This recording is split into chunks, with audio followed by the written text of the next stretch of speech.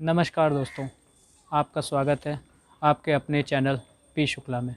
सबसे पहले आप सभी लोगों का बहुत बहुत धन्यवाद जिन्होंने जो मेरा पहला वीडियो था नेशनल एजुकेशन पॉलिसी के ऊपर, उसमें आप लोगों ने इतने अच्छे कमेंट्स किए, इतना सहयोग दिया और इतने लाइक और शेयर किए, उसके लिए बहुत बहुत धन्यवाद। तो चलिए आइए स्टार्ट करते हैं अपना दूसरा वीडियो नेशनल एजुकेशन पॉलिसी के ऊपर, जो कि भारत सरकार ने भारत की शिक्षा नीति में बदलाव करते हुए नेशनल एजुकेशन पॉलिसी करके एक नई चीज़ लाई है, जिसके बारे में हम लोग पिछले पहले वीडियो में बात कर रहे थे। उसमें हम लोगों ने बहुत सी बातें करी और हम लोगों ने डिस्कस किया कि जो हमारा पुरातन शिक्षा पद्धति थी, पुरानी शिक्षण पद्धति थी, उसमें किस तरीके से मदर टंग में, मातृभाषा में की जाने वाली पढ़ाई हमारे लिए अच्छी थी, हमारे लिए इम्पॉर्टेंट थी और किस तरीके से उसका एक बहुत बड़ा योगदान था। तो चलिए आइए स्टार्ट करते हैं। उसी सीरीज़ में जो 3 वीडियोज़ आने वाले हैं, उसमें से दूसरे वीडियो के बारे में आज हम लोग बात करने वाले हैं। तो यहाँ पर सबसे पहले मैं आप लोगों को वो वीडियो दिखाना चाहूँगा जिसका मैंने पहली वीडियो में जिक्र किया था, जिसमें एक मातृभाषा में एक बहुत मॉडर्न टॉपिक पे पढ़ाई चल रही है। एक क्लास है जिसमें कोई बिहार से टीचर हैं, वो बता रहे हैं किस तरीके से एयरपोर्ट पर जो लाइट्स होती है उनको पायलट्स को फॉलो करना चाहिए। तो चलिए आइए सबसे पहले नंबर पे उस वीडियो को देख लेते हैं। ये 4 लाइट का ग्रुप रहता है। अगर 2 ठो सफेद जल रहा है और 2 ठो रेड कलर का जल रहा है तो समझिएगा कि हमारा ग्लाइडिंग स्लोप ठीक है, अब आराम से उतर जाएंगे। पता चला चारों लाल हो गया तो भाग जाइए, नहीं तो फिर ठोक देंगे वहां पर।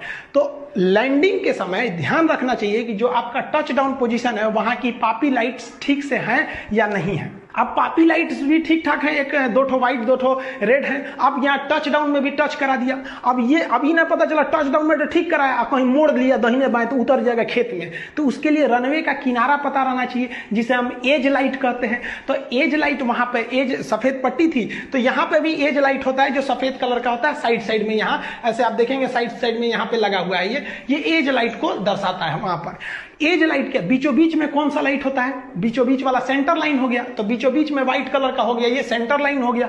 देखिए दिन में तो पायलटवा को पता चल जाएगा कि हमको ब्रेक चाप के लगाओ नहीं तो खत्म होने वाला है। रतिया को पता नहीं चलेगा ससुरा खत्म होने वाला है कि नहीं। तो इसको पायलट भांप जाए कि रनवे खत्म होने वाला है, इसलिए जो साइड में एज लाइट दिया गया रहता है उसको क्या किया जाता है कि जब रनवे खत्म होने वाला रहता है ना, तो वो सेंटर वहां की जो लाइटें होती है एज लाइट, किनारे वाला लाइट, वो पीले रंग की होने लगती है। तो जब आपको एज लाइट सफेद न दिख के पीला दिखने लगे तब समझ जाइएगा कि रनवे खत्म होने वाला है।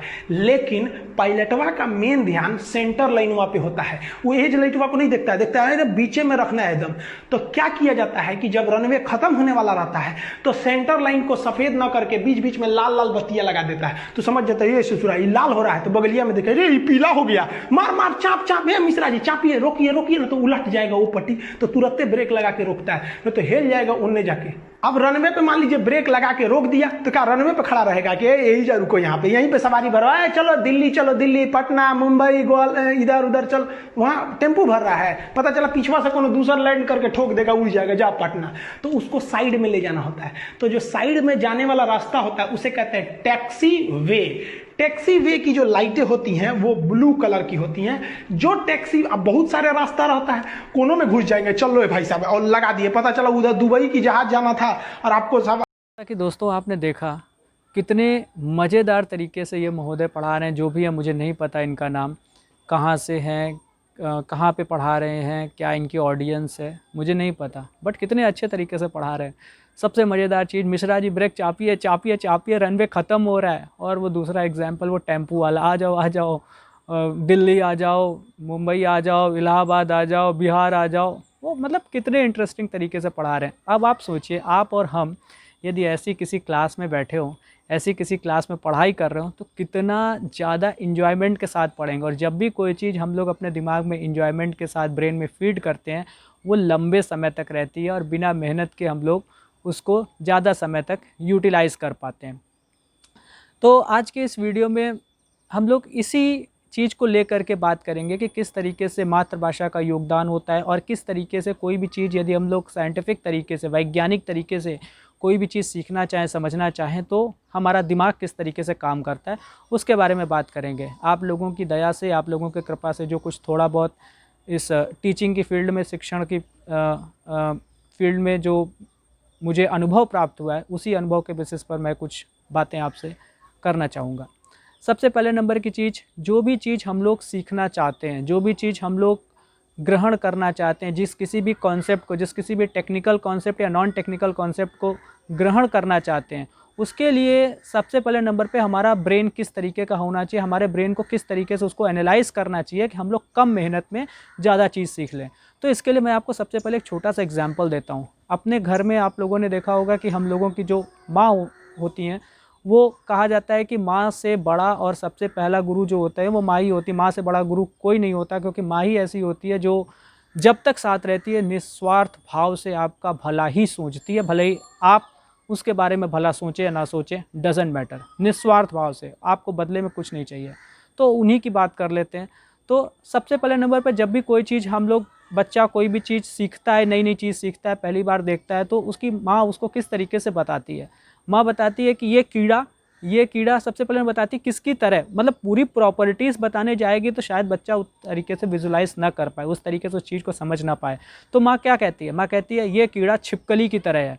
तो जैसे माँ ने बोला ये कीड़ा छिपकली की तरह, ऑटोमेटिकली क्या हुआ, छिपकली की जितनी प्रॉपर्टीज़ हैं वो आपके दिमाग में रिकॉल हो गई, वो आपके दिमाग में एक बार में आ गई। ये कीड़ा छिपकली की तरह है तो कैसा दिखता होगा, कैसा चलता होगा, उसकी क्या प्रॉपर्टीज़ होती, एक पूरा बेसिक स्ट्रक्चर बन करके आपके दिमाग में आ गया।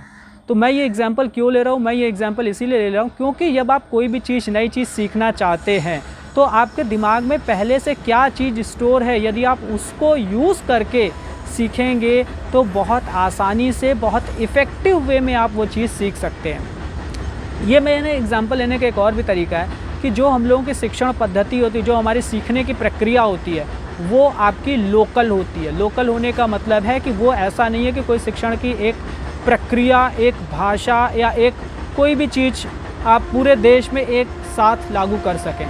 सीधी सी बात है, यदि आप कहीं पर साउथ इंडिया में, दक्षिण भारत में, यदि आप कहीं पर कोई चीज़, कोई पेड़ किसी बच्चे को एक्सप्लेन करना चाहते हैं तो आप उसका कंपैरिजन नारियल पेड़ से करेंगे। क्यों करेंगे? क्योंकि नारियल पेड़ उस बच्चे ने शुरू से देखा है, उसे पता है नारियल पेड़ क्या होता है, उसे पता है उसकी प्रॉपर्टीज़ क्या होती हैं। वही यदि आप उत्तर भारत में कोई चीज़ किसी बच्चे को किसी पेड़ से रिलेटेड एक्सप्लेन करेंगे तो यदि आप उसको नारियल पेड़ का एग्जाम्पल देंगे तो वो उतनी अच्छी तरीके से उसको एक्सेप्ट नहीं कर पाएगा, इतनी अच्छी तरीके से उसका दिमाग प्रोसेस नहीं कर पाएगा। उसकी बजाय उत्तर भारत में जो पेड़ पाए जाते हैं, जैसे नीम हो गया, आम हो गया, अमरूद हो गया, उन तरीक़ों का यदि आप उसको एक्सप्लेन करेंगे, किसी पेड़ का एग्जाम्पल लेंगे कि ये पेड़ आपका नीम की तरह है बट इसमें ये चीज़ें नीम से डिफरेंट है, तो इसमें इस टेक्नोलॉजी में क्या हुआ, इस साइकोलॉजी में क्या हुआ कि जो चीज़ उसके दिमाग में स्टोर है, आपने उसी चीज़ को स्टोर करके, उसी चीज़ को यूज़ करके आपने नया कॉन्सेप्ट दिमाग में उसके स्टोर करना चाहा।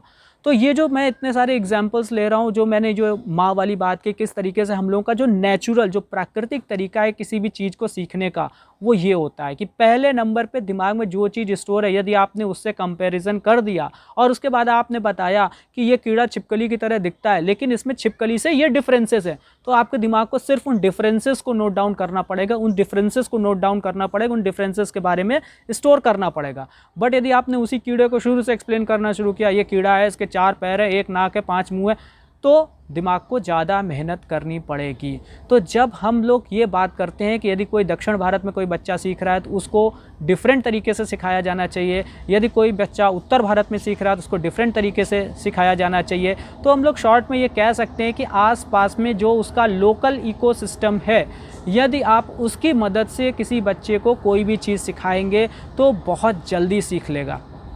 मतलब इसका कहने का क्या हुआ, लोकल इकोसिस्टम में क्या चीज़ें आती हैं, उसके आसपास का वातावरण, उसके आसपास का माहौल, वो किस माहौल में रहता है, किस परिवार में पैदा हुआ, वो कौन सी मदर टंग बोलता है, क्योंकि दिमाग पे सबसे ज़्यादा असर जो होता है वो मदर टंग का ही होता है, मातृभाषा का ही होता है। कोई भी मातृभाषा हो, चाहे वो कन्नड़ हो, चाहे वो तमिल हो, चाहे वो हिंदी हो, कोई भी मातृभाषा हो, यदि कोई चीज़ मातृभाषा में सिखाई जाएगी तो बहुत ईज़िली वो बच्चा ग्रहण कर लेगा, यदि कोई भी चीज़ उसके लोकल इकोसिस्टम से रिलेट करके सिखाई जाएगी तो वो बच्चा बहुत अच्छी तरीके से, बहुत जल्दी तरीके से समझ लेगा। मेरे ख्याल से जो बातें मैंने कही, जो भी एक्सपीरियंस्ड एजुकेशन फील्ड में टीचर्स हैं वो इसको बहुत अच्छे से समझ सकेंगे।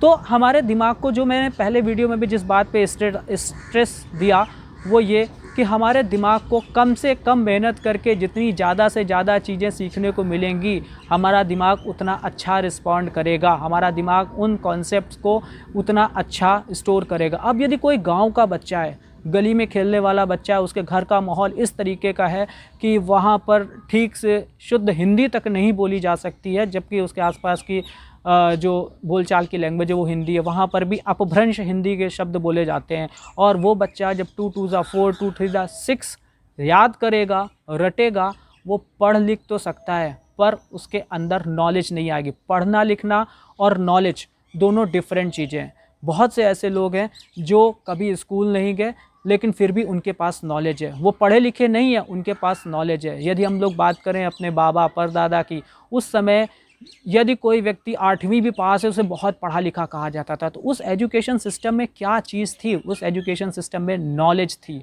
सिर्फ किताबी ज्ञान नहीं था। उस एजुकेशन सिस्टम में यदि आप 2 दूना 4 भी बोल रहे हैं, 2 दूना 4 का क्या यूज़ होगा बताया जाता था। 2 भैंसें हैं, 2 भैंसें और आ गई तो कितनी भैंसें हो गई? 4 भैंसें हो गई।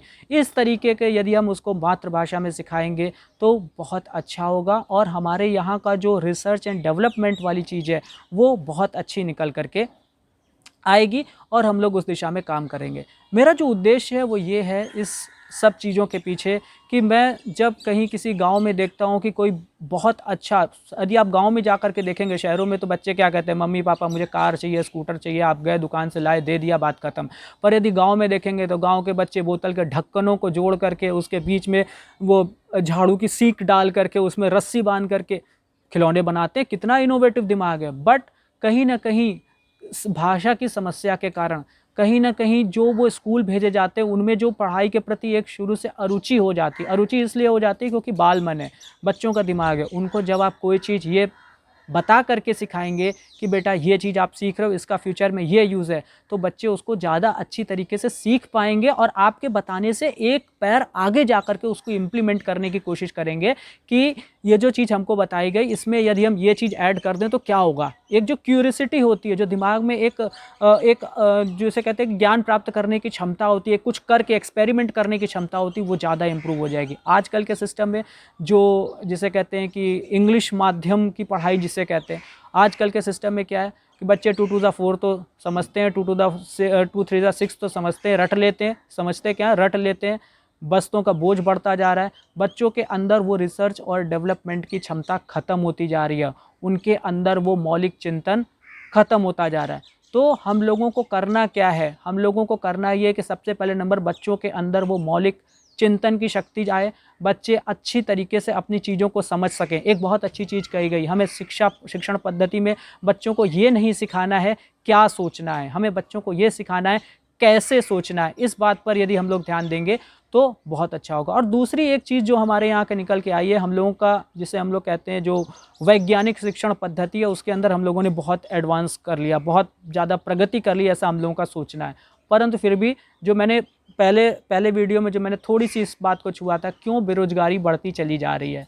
बेरोज़गारी बढ़ते जाने का कारण, सबसे बड़ा कारण ये है कि बच्चों को हम ये नहीं बता पाते हैं कि उन्हें करना क्या, उनको सही दिशा निर्देश नहीं दे पाते। एक बहुत अच्छी हंसने वाली बात कही जाती है कि यदि आप बंदर, मछली और हाथी को एक ही एग्ज़ाम से तौलना चाहेंगे, वो एग्ज़ाम क्या, आपने कहा कि जो पेड़ पे चढ़ जाएगा वो पास हो जाएगा, जो पेड़ पे नहीं चढ़ेगा तो फेल हो जाएगा, तो उस केस में बंदर तो पास हो जाएगा, बाकी हाथी, मछली ये सब के सब फेल हो जाएंगे। बट उनकी अपनी स्पेशलिटी है। तो हमको ये जो शिक्षण पद्धति है, इसमें जो दूसरा काम करना है, वो सबसे इम्पॉर्टेंट काम करना है कि हमको बच्चे को पहचानने में मदद करनी है कि उसकी स्पेशलिटी क्या है। सारे के सारे लोग, यदि हम लोग एग्जाम्पल लेते हैं सचिन तेंदुलकर का, यदि सचिन तेंदुलकर कोशिश करते हैं कि हम बहुत अच्छे चार्टर्ड अकाउंटेंट बन जाएं, बहुत अच्छे पढ़ लिख करके किसी ऑफिस में जॉब कर लें, तो क्या होता है, वो सिर्फ जॉब करने वाले रह जाते, वो शायद इतने महान बल्लेबाज, इतने बड़े क्रिकेटर ना बन पाते। यदि पीटी उषा से हम कहते हैं नहीं तुमको फुटबॉल ही खेलना है, तो क्या होता, वो शायद फुटबॉल में भी एक एवरेज लेवल का पर्सन बन करके रह जाती और शायद वो अपना दुनिया में इतना नाम ना कमा पाती। तो हमको जो दूसरा चेंज करना है अपनी शिक्षण पद्धति में, एक पेरेंट्स होने के नाते, एक टीचर होने के नाते, एक सोसाइटी के जिम्मेदार नागरिक होने के नाते, वो ये है हमको बच्चों को एहसास दिलाना है कि उनके अंदर कोई चीज़ स्पेशल है क्या। हम लोगों ने एक बहुत अच्छी पिक्चर देखी तारे ज़मीं पर, उसका जो स्लोगन था एवरी चाइल्ड इज़ स्पेशल, देख भी ली पिक्चर, जिन्होंने बनाई उन्होंने अपनी जेबें भी भर ली, हमने भी गए 3 घंटे देखी, आराम से मनोरंजन किया, चले आए, पर उससे सीखा क्या? कुछ नहीं सीखा। ऑब्जर्वेशन वाली बात उसमें से ये निकल करके आती है कि हर एक बच्चे के अंदर एक स्पेशल क्षमता है। हमें अपने एजुकेशन सिस्टम को उस तरीके से डिज़ाइन करना है कि वो बच्चा अपनी उन स्पेशल अद्भुत क्षमताओं को पहचानने की प्रवृत्ति रख सके, पहचान सके, तभी वो आगे बढ़ जाएगा। अच्छा, इससे फ़ायदा क्या होगा? इससे सबसे अच्छा फ़ायदा होगा, जो बच्चे हम लोग देखते हैं कि IITs में या जब बोर्ड एग्ज़ाम के रिज़ल्ट्स आते हैं, क्या हुआ, कुछ नहीं कर पाए, फेल हो गए, माँ बाप ने डांटा, टीचर्स ने डांटा, अरे तुम किसी काम के नहीं हो, तुम बिल्कुल गधे हो, तुम बिल्कुल मूर्ख हो, और उन्होंने क्या किया, सीधा सा एक शॉर्टकट मिला कि पंखे में डालो रस्सी और लटक जाओ। क्या ये सल्यूशन है? नहीं है। हर व्यक्ति स्पेशल है। हो सकता है कि वो हमारे सिस्टम में फिट ना बैठता हो। जैसे मैंने एग्जाम्पल दिया, बंदर को, हाथी को, मछली को आप एक एग्ज़ाम दोगे कि आप जाओ पेड़ पर चढ़ करके दिखाओ, तो पेड़ पर चढ़ने में बंदर तो पास हो जाएगा, बट हाथी और मछली बेकार हो जाएंगे। पर क्या प्रकृति ने उनको पेड़ पर चढ़ने के लिए नहीं बनाया है? नहीं बनाया, उनको अलग काम दिया, उनको अलग स्पेशलिटी दी है। इसी तरीके से हमारे लिए भी हर एक व्यक्ति के लिए अलग अलग काम डिज़ाइन है। भगवान ने अलग अलग काम दे करके भेजा है, तुम जाकर के इस फील्ड में अपना काम करो, तुम जाकर उस फील्ड में अपना काम करो। तो ये जो नई शिक्षण पद्धति में हम लोगों ने एक चीज़ कही कि मातृभाषा वाली चीज़, दूसरी जो नई शिक्षण पद्धति में एक अच्छी चीज़ आई है कि आपका एक स्ट्रीम नहीं है, मतलब स्ट्रीम से आप बाध्य नहीं है कि आपने साइंस स्ट्रीम ली तो आप म्यूज़िक नहीं ले सकते। एक जो कॉन्सेप्ट आया मेजर और माइनर वाला, दैट मीन्स यदि आप किसी चीज़ में बहुत अच्छा करना चाहते हैं, यदि आपको इंटरेस्ट है, तो आप बाध्य नहीं है कि आपको साइंस स्ट्रीम ले ली तो आप म्यूज़िक नहीं ले सकते, या आपने कॉमर्स स्ट्रीम ले ली तो आप साइंस नहीं ले सकते, फिजिक्स नहीं पढ़ सकते। पढ़ सकते हैं, बिल्कुल पढ़ सकते हैं, but as a minor subject. That means यदि आपकी उसमें रुचि है तो आप उसमें जाइए, अपना आगे करियर बनाइए और अपना फ्यूचर बनाइए। तो सबसे बड़ी चीज़ जो हमारे एजुकेशन सिस्टम में जो हम लोगों ने कही मातृभाषा वाली, कि किसी भी बच्चे को कुछ भी सिखाना है तो उसको हम लोगों को उसके इकोसिस्टम को समझना होगा।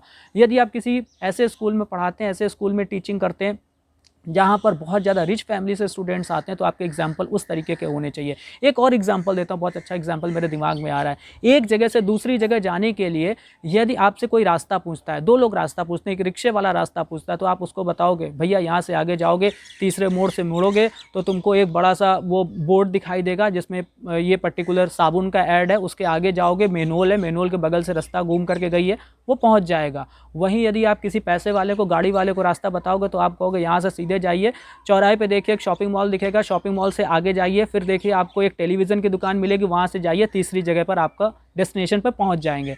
तो आप रास्ता, सेम रास्ता 2 लोगों को बता रहे हो, लेकिन उनके समझने के लिए आप अपने एग्जाम्पल्स में चेंज कर रहे हो। आप क्या कर रहे हो, वो किस इको सिस्टम से आते हैं, वो किस धरातल से आते हैं, उनके आसपास का वातावरण कैसा, उनके आसपास का परिवेश कैसा, उस हिसाब से आप उन्हें अपने एग्जाम्पल्स दे रहे हो। तो हमको कहीं ना कहीं जो अपना एजुकेशन सिस्टम है उसमें बच्चों को इंटरेस्ट पैदा करने के लिए हमको ये सबसे पहले देखना होगा कि बच्चा हमारा किस इकोसिस्टम से आता है, उस इकोसिस्टम के एग्जाम्पल लेकर के, और उस इकोसिस्टम को, जब बच्चा किस इकोसिस्टम से आता है तभी आप समझ पाओगे जब आप उसकी मातृभाषा को समझ पाओगे, जब आप उसकी मातृभाषा के साथ जाओगे। क्योंकि जो हमारे पूर्वज लोग थे वो बहुत ज़बरदस्त उन्होंने काम किया। उन्होंने जो, जैसे हम लोग कहते हैं ना, अब आजकल क्या है, आजकल तो कोई भी शादी हुई, कोई भी पार्टी हुई, बस बॉलीवुड के गाने लगाओ, हॉलीवुड के गाने लगाओ, नाचो गाओ, काम ख़त्म करो।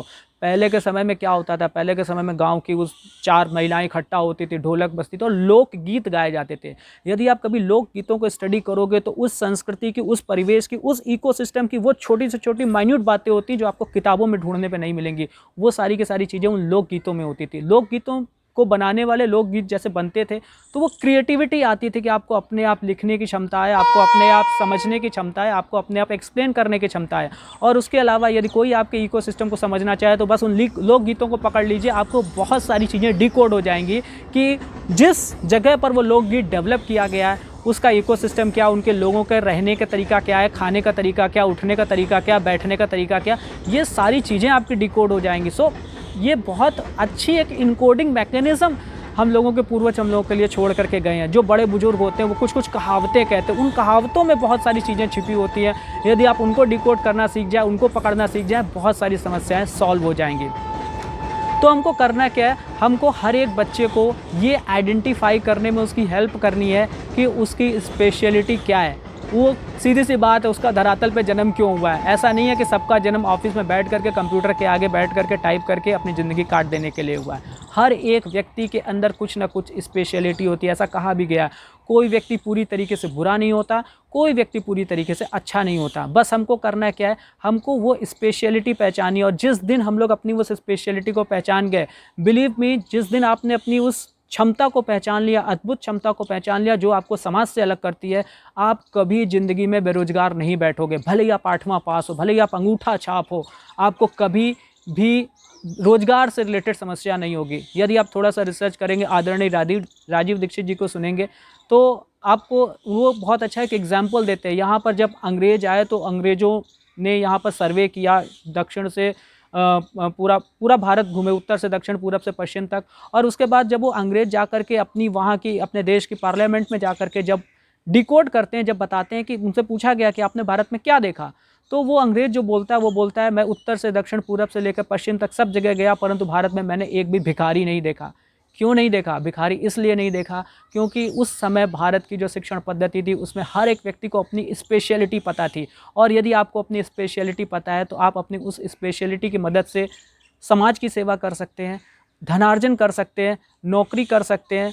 जो भी आपकी स्पेशलिटी है, जिस चीज़ में आप अच्छे हैं, बस आपको वो चीज़ पकड़नी है और आपकी लाइफ सेट है। कभी बेरोजगारी नहीं आएगी, कभी आपको किसी भी तरीके की कोई समस्या नहीं होगी और आपको कभी ये नहीं लगेगा। सीधी सी बात है, यदि आप कभी थोड़ा सा स्टडी करें साइकोलॉजी की, जितने भी लोग आत्महत्या करते हैं उनको क्या लगता है, उनका पहला स्टेटमेंट होता है सब खत्म हो गया, अब कुछ नहीं बचा।